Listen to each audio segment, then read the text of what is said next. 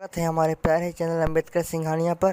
तो दोस्तों, अगर आप चैनल पर नए हैं तो सबसे पहले हमारे चैनल अम्बेडकर सिंघानिया को जरूर सब्सक्राइब करें, जिससे कि हमारे चैनल पर आने वाले तमाम वीडियो आप तक बिना किसी अड़चन के पहुंच जाए। चलिए दोस्तों, आज का न्यूज़ शुरू करते हैं। सबसे पहले दोस्तों, आप लोगों को बता दें कि चुनाव की तैयारियों का जायजा लेने के बाद केंद्रीय चुनाव आयोग की टीम लौटी दिल्ली। दोस्तों, बिहार विधानसभा चुनाव की घोषणा जल्द, 17 नई पहल देश को दिखाएगी राह, CEC। दोस्तों, बिहार विधानसभा चुनाव 2025 की तैयारी का 2 दिनों तक जायजा लेने के बाद मुख्य चुनाव आयुक्त ज्ञानेश कुमार ने रविवार को प्रेस कॉन्फ्रेंस में कहा कि चुनाव की घोषणा जल्द ही की जाएगी। उन्होंने राजनीतिक दलों और मतदाताओं को आश्वस्त किया कि जिनका नाम वोटर लिस्ट में शामिल नहीं है या जिनके गलत नाम लिस्ट से जुड़े गए हैं, वैसे मतदाता का नाम जोड़ने के लिए नामांकन के 10 दिन पहले तक फॉर्म 6 और फॉर्म 7 में आवेदन कर सकते हैं। जिनका नाम सूची के बाहर हुआ है और ERO के निर्णय से सहमत नहीं है तो DM के पास अपील कर सकते हैं। DM के निर्णय से असंतुष्ट होने पर CEO के पास अपील का मौका भी मिलेगा।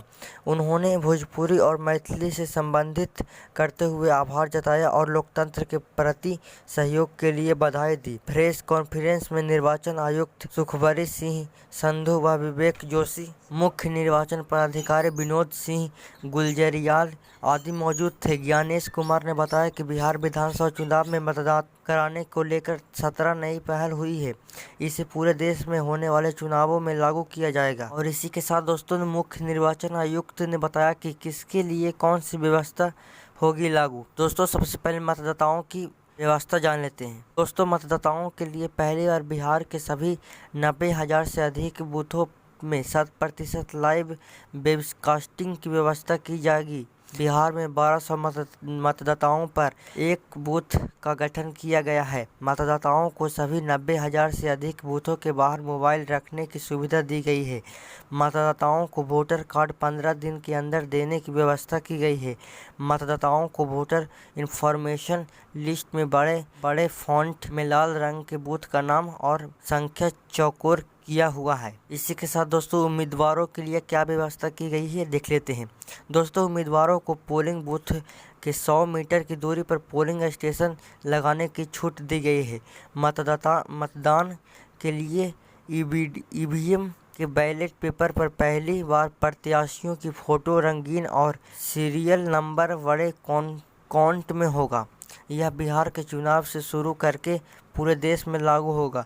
प्रत्याशियों के रंगीन फोटो लगाए जाएंगे। और दोस्तों, इसी के साथ जान लेते हैं मतगणना की क्या व्यवस्था है, वो भी जान लेते हैं। दोस्तों, वोट की काउंटिंग के दौरान पोलिंग एजेंट को दिए गए फॉर्म 17C में EVM की काउंटिंग यूनिट में मिसमैच होता है तो सभी वीवीपैट की गिनती पूर्णतः की जाएगी। पोस्टल बैलेट की गिनती भी लाइव के आखिरी 2 राउंड में पहले पूर्ण करना जरूरी कर दिया गया है। EVM के आखिरी 2 राउंड इसके बाद ही शुरू होंगे। और दोस्तों, आखिरी जान लेते हैं चुनावी डाटा की व्यवस्था। दोस्तों, चुनाव खत्म होने पर लोग जानना चाहते हैं कि कितने वोटर्स थे, कितने वोटिंग हुई, कितनी महिलाओं ने वोट किया। यह सारा डिटेल्स इंडेक्स कार्ड में उपलब्ध होता था। इससे काफ़ी दिन लग जाते थे, बाद में वेबसाइट पर डालते थे। धीरे धीरे NCI ने नेट का इम्प्लीमेंटेशन हो रहा है। ऐसे में डिजिटल इंडेक्स कार्ड चुनाव खत्म होने के कुछ दिन के भीतर ही देखने को मिलेंगे। दरअसल मित्रों, चुनावी डाटा में यह बताया जा रहा है कि पहले यह नहीं पता था कि कितने महिलाओं ने वोटिंग किया है और कितने पुरुषों ने। अब इसकी जानकारी जल्द ही प्राप्त हो जाएगी। पहली जानकारी मिलने में बहुत समय का सामना करना पड़ता था, अब दोस्तों तुरंत ही पता लग जाएगा। और साथ ही दोस्तों, इसमें कितने वोटर्स थे और कितने वोटिंग हुई और कितने रद्दी वोटिंग हुई उसकी भी जानकारी मिलेगी। इसी के साथ दोस्तों, जिले के हिलसा इस्लामपुर सिलाब में मुख्यमंत्री नीतीश कुमार का हुआ संवाद कार्यक्रम, उमड़ी भारी भीड़। दोस्तों, 2005 के पहले शाम होते ही घरों से नहीं निकलते थे लोग, CM बोले। दोस्तों, दरअसल दोस्तों, रविवार के रामबाबू हाई स्कूल हिलसा मैदान में एनडीए के सभी घटकों के कार्यकर्ताओं संवाद कार्यक्रम का आयोजन किया गया। इसकी अध्यक्षता प्रखंड अध्यक्ष कुंदन पटेल ने की, जबकि संचालन जदयू के जिला अध्यक्ष मोहम्मद अरशद ने किया। कार्यक्रम का उद्घाटन मुख्य अतिथि मुख्यमंत्री नीतीश कुमार, ग्रामीण विकास मंत्री श्री श्रवण कुमार व नालंदा सांसद कौशलेंद्र कुमार ने संयुक्त रूप से दीप प्रज्वलित कर किया। मौके पर मुख्यमंत्री नीतीश कुमार ने कहा कि 2005 के पहले की सरकार ने बिहार के विकास के लिए कोई काम नहीं किया। पहले बहुत बुरा हाल था। 2005 के पहले बिहार में शाम होते ही घर से लोग नहीं निकलते थे। अब कानूनी का राज है। 2005 के बाद बिहार में कई बड़े बदलाव हुए हैं। जब बिहार में 24 नवंबर 2005 को एनडीए की सरकार बने तो तब से हम लोग बिहार के विकास में लगे हुए हैं और राज्य में कानूनी का राज्य है। सभी क्षेत्रों में तेजी से विकास हो रहा है। शुरू से ही शिक्षा व स्वास्थ्य के लिए क्षेत्र में विशेष ध्यान दिया गया है। राज्य में बड़े पैमाने पर सड़कों पुलियों का निर्माण कराया गया है। 7 निश्चय योजना के तहत हर घर नल जल, हर घर शौचालय, हर घर बिजली, हर घर पक्की गली एवं नली का निर्माण आदि का काम कराया गया है। सामाजिक सुरक्षा पेंशन योजना के तहत सभी वृद्धजनों, दिव्यांगजनों और विधवा महिलाओं को प्रति माह मिलने वाली पेंशन की राशि 400 रुपये से बढ़ाकर 1100 रुपये करा दी गई है। वर्ष 2005 में पहले बिहार में सड़क और बिजली आपूर्ति की स्थिति काफ़ी दयनीय थी। बिजली की आपूर्ति ग्रामीण इलाकों में नहीं के बराबर थी। अब लगभग सभी घरेलू उपभोक्ताओं को बिजली मुफ्त दी जा रही है। उन्होंने कहा कि बिहार के विकास में केंद्र सरकार का पूरा सहयोग मिल रहा है। बिहार में खेलो इंडिया की शुरुआत हो चुकी है।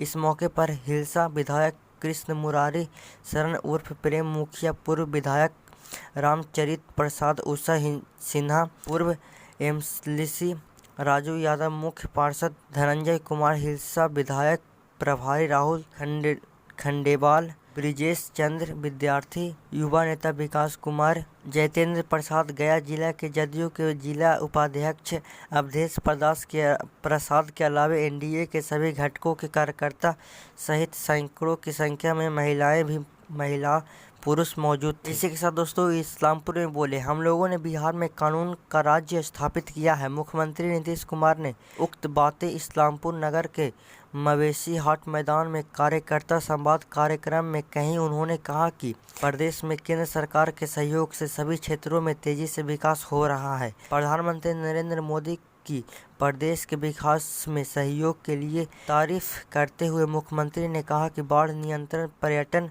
उद्योग, शिक्षा, स्वास्थ्य, सड़क, पुल पुलियां का निर्माण सहित अन्य कई विकास कार्य किया गया है। इससे पूर्व सांसद कौशलेंद्र कुमार ने आगामी विधानसभा चुनाव में गठबंधन के उम्मीदवार को भारी मतों से जिताकर भेजने के लिए मुख्यमंत्री को आश्वस्त किया। जनसभा की अध्यक्षता एकंगरसराय प्रखंड जदयू अध्यक्ष सर्वेश कुमार ने जबकि मंच संचालन प्रखंड जदयू अध्यक्ष तनवीर आलम ने किया। जनसभा को पूर्व विधायक चंद्र सेन प्रसाद, इस्लामपुर के पूर्व विधायक स्व राजीव रंजन के पुत्र रुहैल रंजन, प्रदेश जदयू सचिव राजीव रंजन पटेल, भाजपा किसान मोर्चा जिला अध्यक्ष महेंद्र सिंह यादव, पूर्व जिला महामंत्री विजय विश्वकर्मा, जिला जदयू उपाध्यक्ष शैलेंद्र कुमार सहित अन्य कई नेताओं ने संबोधित किया। इसी के साथ दोस्तों मुख्यमंत्री नीतीश कुमार बोलते हैं कि अगले 5 वर्षों में 1 करोड़ युवाओं को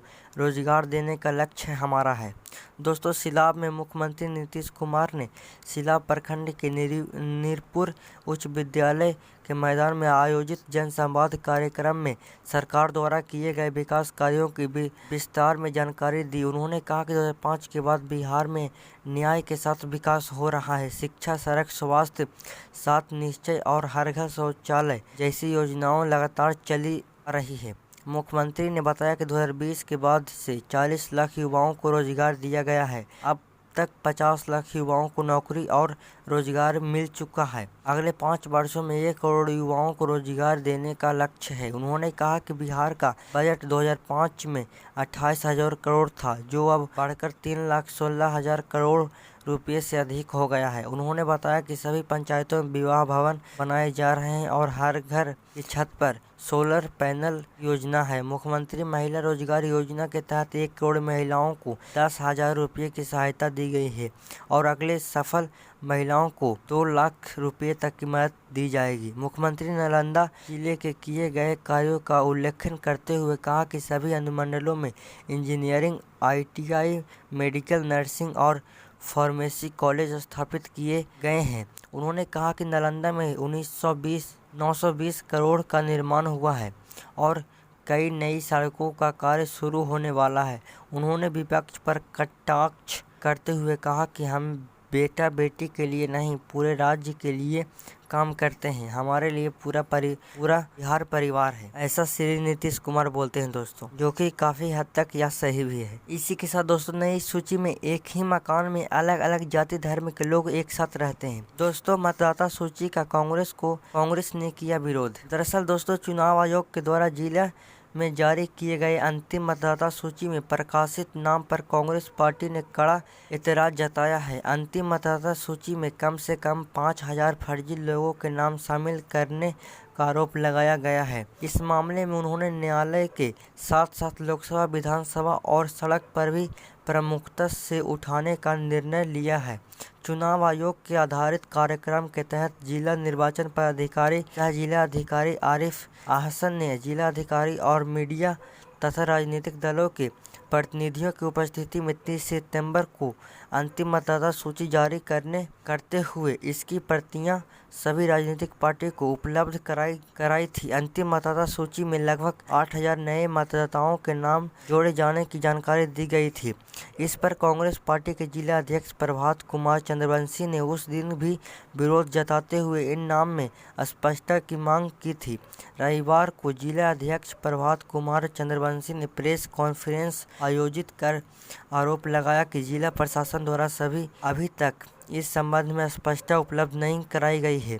उन्होंने मीडिया को कई पन्नों का सच दिखलाते हुए अंतिम मतदाता सूची में कम से कम 5,000 फर्जी लोगों के नाम शामिल करने का आरोप लगाया गया है। बताया कि अंतिम मतदाता सूची में बच्चों के नाम भी शामिल कर लिए गए हैं। नए मतदाता सूची में वर्मा, यादव, मुस्लिम, झा, चौधरी आदि एक ही मकान के निवास करते पाए जाते हैं। अंतिम मतदाता सूची में मतदाताओं के मकान संख्या भी 1,000 तक अंकित है, जबकि चुनाव आयोग के स्पष्ट निर्देश के आलोक में प्रत्येक मतदाता केंद्र पर 1,200 मतदाता की अपना मताधिकार का प्रयोग करेंगे। उन्होंने इस मामले में लोकतंत्र की रक्षा के लिए मीडिया कर्मियों से सहयोग की मांग की। बताया कि आम जनता भी उनके इस कदम का समर्थन करने को तत्पर है। उन्होंने इस मामले को सोमवार 7 अक्टूबर को सर्वोच्च न्यायालय में SIR को लेकर निर्धारित सुनवाई में इन भी मामलों को सर्वोच्च न्यायालय के समक्ष रखने की बात बताई। उन्होंने आरोप लगाया कि पूरे SIR यानी मतदाता सूची विशेष गहन पुनरीक्षण कार्यक्रम के दौरान लोकतंत्र की हत्या करते हुए यहां लगभग 35,000 लोगों के नाम मतदाता सूची से काटे गए थे। कांग्रेस पार्टी के लोकतंत्र बचाओ अभियान और आंदोलन के प्रभाव में यह संख्या घटाकर लगभग 26,000 रह गई है। लेकिन नाम जोड़ने में फिर से फर्जीवाड़े का सहारा लिया गया है। उन्होंने बताया कि कांग्रेस पार्टी द्वारा अभी फिलहाल केवल 8,000 नए जोड़े एक मतदाताओं के नाम का गहन निरीक्षण करते हुए यह सभी फर्जीवाड़ा सामने आया है। अभी पूरे मतदाता सूची में शामिल लगभग 5 लाख नाम का निरीक्षण और पुनरीक्षण करना बाकी है। कांग्रेस पार्टी के कार्यकर्ता दिन रात एक करके सभी नाम का निरीक्षण और अवलोकन करने में लगे हुए हैं। तो देख सकते दोस्तों, फर्जी मतदाता सूची की नाम लिस्ट जांच पड़ताल में लगे हुए हैं कांग्रेस के नेता, जैसा कि आप तस्वीरों में देख ही सकते हैं दोस्तों। इसी के साथ दोस्तों भाजपा प्रदेश अध्यक्ष ने रथों को दिखाई हरी झंडी। दोस्तों भाजपा ने शुरू किया जनता से सुझाव लेने का अभियान। दोस्तों 20 अक्टूबर तक चलेगा अभियान। विकसित बिहार वेबसाइट भी लॉन्च हो गया। दरअसल दोस्तों बिहार भाजपा प्रदेश कार्यालय से रविवार को पार्टी के घोषणा पत्र के लिए लोगों से सुझाव लेने हेतु सुझाव रथ रवाना किए गए थे। भाजपा के प्रदेश अध्यक्ष डॉक्टर दिलीप जायसवाल ने हरी झंडी दिखाकर रथों को रवाना किया। इस मौके पर उन्होंने कहा कि एनडीए सरकार ने बिहार में गरीब कल्याण, महिला सशक्तिकरण और किसानों के लिए कई महत्वपूर्ण काम किए हैं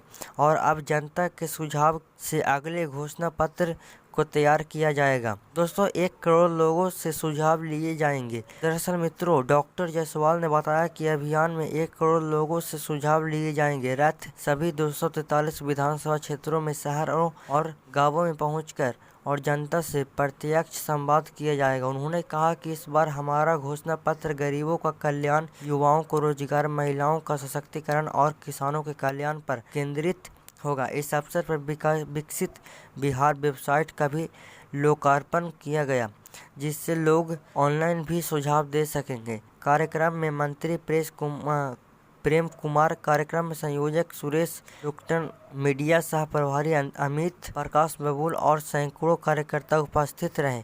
अभियान 20 अक्टूबर तक जारी रहेगा और इसके जरिए जनता की राय को सीधे पार्टी के घोषणा पत्र में शामिल किया जाएगा। दरअसल दोस्तों, इसमें बताया जा रहा है कि भाजपा अध्यक्ष एक वेबसाइट लॉन्च किए हैं, जिसके तहत जनता अपना प्रत्यक्ष रूप से या अप्रत्यक्ष रूप से अपना सुझाव दे सकती है और इसके लिए एक रथ का भी आयोजन किया गया है, जो हर गांव में जाकर प्रत्यक्ष रूप से उसका राय लेगा जनता का। इसी के साथ दोस्तों, मांझी व उपेंद्र से प्रधान ने की सीट शेयरिंग पर बात। दोस्तों, भाजपा के चुनाव प्रभारी केंद्रीय मंत्री धर्मेंद्र प्रधान ने रविवार को हम के संरक्षक व केंद्रीय मंत्री जीतन राम मांझी और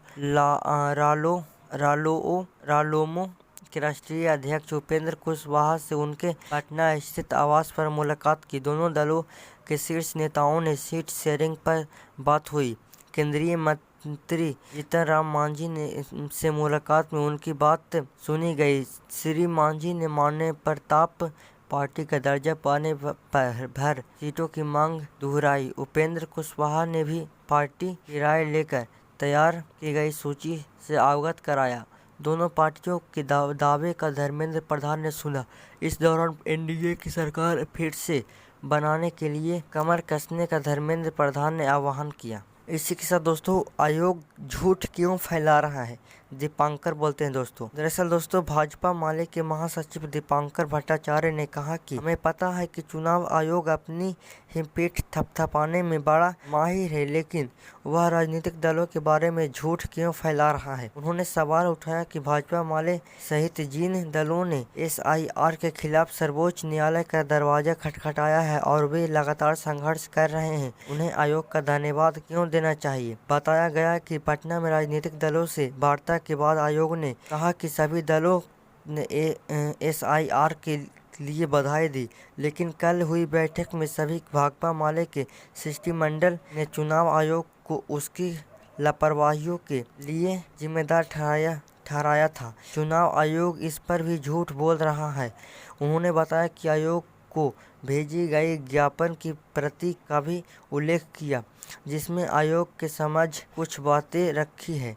कुछ सुझाव में दिए गए हैं कि इसमें माले ने मांग की है कि मतदाता सूची से न हटाए गए नामों की पूरी सूची कारण सहित स्पष्ट विवरण के साथ बुधवार उपलब्ध कराई जाए, जैसा कि सुप्रीम कोर्ट के हस्तक्षेप के उपरांत 65 लाख उम्मीदवारों के संबंध में उपलब्ध कराई गई थी। इसी के साथ दोस्तों, बिगड़ते मौसम को लेकर पश्चिम बंगाल में मौसम का कहर। दोस्तों, दर्जनों लोग लापता, हजारों पर्यटक जहां तहां फंसे। दरअसल मित्रों, दार्जिलिंग में बारिश भूस्खलन से भारी तबाही, पुल बहा, 20 लोगों की हुई मौत। दोस्तों, पश्चिमी बंगाल के दार्जिलिंग जिले में शनिवार को मूसलाधार बारिश के कारण कई स्थानों पर भूस्खलन हुए, जिसमें कम से कम 20 लोगों की मौत हो गई और दर्जनों अन्य लापता हो गए। भारी बारिश के चलते कई मकान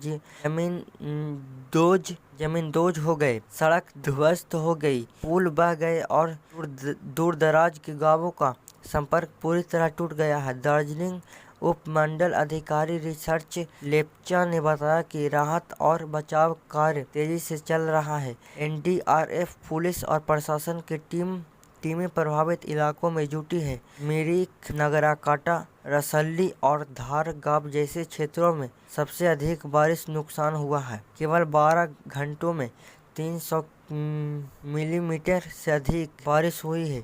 मुख्यमंत्री ममता बनर्जी ने घटना पर दुख जताया है कि वह सोमवार को उत्तर बंगाल का दौरा करेंगे। उन्होंने पीड़ित परिवारों का मुआवजा और एक सदस्य को सरकारी नौकरी देने की बात कही, हालांकि राशि का उल्लेख नहीं किया। दोस्तों, नेपाल में भूस्खलन, 51 लोगों की हुई मौत। दोस्तों, नेपाल में 2 दिन हुई लगातार बारिश के कारण उत्पन्न बाढ़ और भूस्खलन से अब तक 51 लोगों की मौत हो चुकी है। नेपाल पुलिस द्वारा जारी ताज़ा जानकारी के अनुसार रविवार दोपहर 1:30 बजे तक एकत्र किए गए विवरण के मुताबिक देश भर में 51 लोगों की जान गई है और 20 से ज़्यादा लोग घायल हुए हैं। सबसे ज़्यादा जनहानि कोसी प्रदेश में हुई है। केवल इलाम जिले में ही 37 लोगों की मौत हुई है। प्रधानमंत्री नरेंद्र मोदी ने नेपाल में हुई इस तबाही पर दुख जाहिर किया है। उन्होंने पड़ोसी देश का हर संभव मदद का भरोसा दिलाया है। इसी के साथ दोस्तों 40 से ज़्यादा लोगों को बचाया गया। दोस्तों, बारिश और भूस्खलन के बाद हजारों की संख्या में पर्यटक दार्जिलिंग और आसपास के क्षेत्रों में फंसे हुए हैं। मुख्यमंत्री ने पर्यटकों से आग्रह किया है कि वे घबराएं नहीं और जहां हैं वहीं सुरक्षित रहें। सरकार उनकी सुरक्षित वापसी की व्यवस्था कर रही है। इस बीच मिरिक सुखिया पोखरी मार्ग सहित कई सड़कें अवरुद्ध हो गई है। नागरकाटा के धार गांव में मलबे से 40 से ज्यादा लोगों को बचाया गया है। इलाके की ढलान और फिसलन के कारण राहत कार्य में कठिनाई हो रही है। और दोस्तों, इन घटनाओं को लेकर पीएम व राष्ट्रपति ने जताया शोक। दोस्तों, प्रधानमंत्री नरेंद्र मोदी ने दार्जिलिंग की घटना पर गहरा शोक व्यक्त किया। उन्होंने सोशल मीडिया मंच एक्स पर लिखा कि दार्जिलिंग में भारी बारिश और भूस्खलन से जान माल के नुकसान से दुखी हूँ। जिन परिवारों ने अपनों को खोया है उनके प्रति मेरी संवेदनाएं हैं। घायलों के शीघ्र स्वस्थ होने की कामना करता हूं। सरकार स्थिति पर नजर रखते हुए और हर संभव सहायता प्रदान करेगी। वहीं उपराष्ट्रपति सीपी राधाकृष्णन ने दार्जिलिंग में लोगों की मौत पर शोक व्यक्त किया है। तो दोस्तों, आज के लिए बस इतना है। धन्यवाद।